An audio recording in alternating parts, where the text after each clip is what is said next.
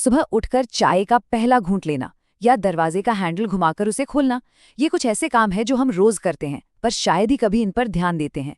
ये हमारी जिंदगी का इतना हिस्सा बन चुके हैं कि हम इन्हें मानकर चलते हैं। लेकिन जरा सोचिए, अगर अपनी ही शर्ट का बटन लगाना एक पहेली की तरह लगे, या सीढ़ियां चढ़ना किसी पहाड़ पर चढ़ने जैसा मुश्किल हो जाए।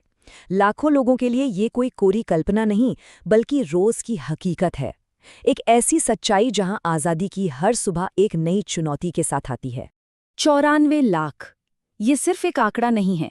ये अमेरिका में उन वयस्कों की संख्या है जिनके लिए रोज का कम से कम एक बुनियादी काम करना भी एक बड़ा संघर्ष है।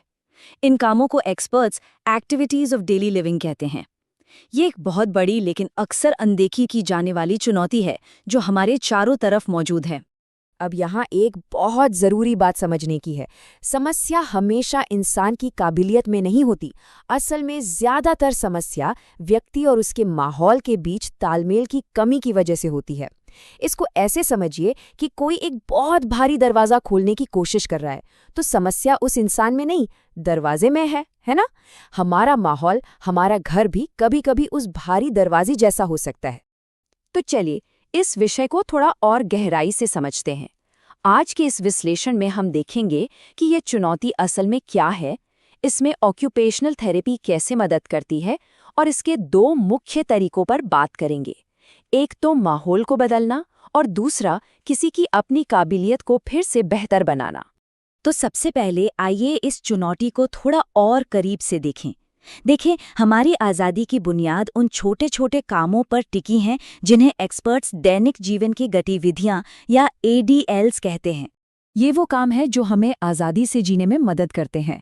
जब यही काम मुश्किल हो जाते हैं तो किसी की भी जिंदगी की क्वालिटी पर बहुत गहरा असर पड़ सकता है। ये सिर्फ एक मामूली असुविधा नहीं है, ये किसी की आज़ादी पर सीधा हमला है। लेकिन इस चुनौती के बीच एक बहुत ही असरदार समाधान भी मौजूद है।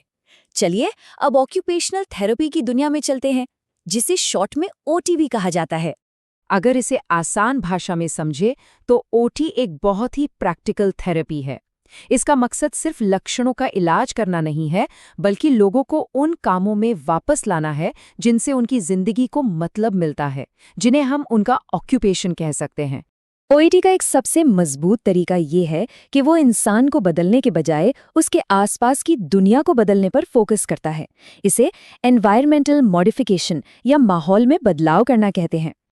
पता है, ये बात OT की पूरी फिलॉसफी को एक लाइन में बता देती है।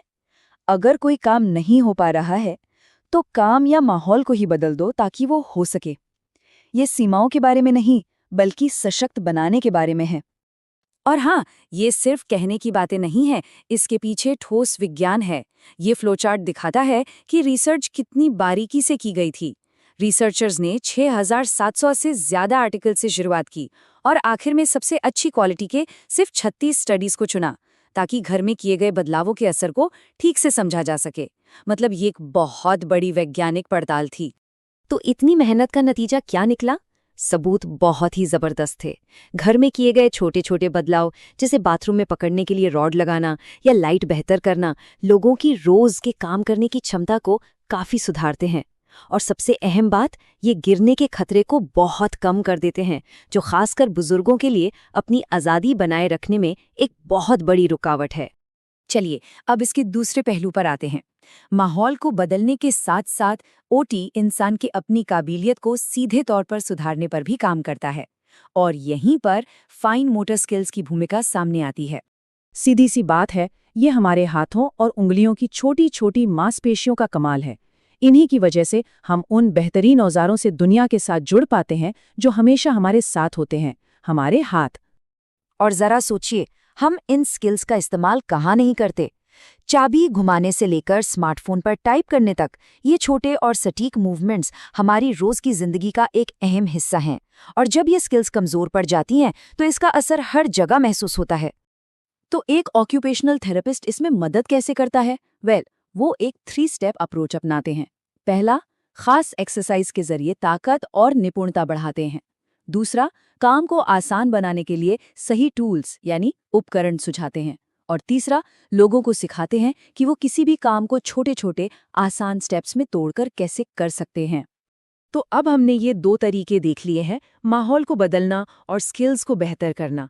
लेकिन जो सबसे ज़रूरी सवाल है वो ये है कि इन तरीकों को लागू कैसे किया जाता है, क्योंकि वही सबसे ज़्यादा मायने रखता है। रिसर्च बिल्कुल साफ बताती है कि सिर्फ कुछ सुझावों की लिस्ट थमा देना काफ़ी नहीं है। सबसे असरदार तरीके वो हैं जो पूरी तरह से व्यापक हों, यानी एक प्रोफेशनल पहले अच्छी तरह से जांच पड़ताल करे, फिर एक पर्सनलाइज्ड प्लान बनाए, उसे लागू करने में मदद करे और ट्रेनिंग भी दे। और यहीं पर ऑक्यूपेशनल थेरेपिस्ट की खास विशेषज्ञता काम आती है। उनके पास सिर्फ इंसान को नहीं बल्कि माहौल और दोनों के बीच के रिश्ते को समझने की ट्रेनिंग होती है। यही समग्र दृष्टिकोण है जो असल में और लंबे समय तक चलने वाला बदलाव लाता है। तो इन सब बातों के बाद एक सवाल सोचना बनता है। अपने आसपास देखिए, क्या कोई ऐसा छोटा सा बदलाव है जो किसी की जिंदगी को थोड़ा आसान, थोड़ा और आज़ाद बना सकता है? क्योंकि ऑक्यूपेशनल थेरेपी हमें यही सिखाती है कि कभी-कभी आज़ादी का ताला खोलने के लिए हमें खुद को नहीं, बल्कि अपने आसपास की दुनिया को बदलने की ज़रूरत होती है। और सही मदद से वो ताला हमेशा खोला जा सकता है।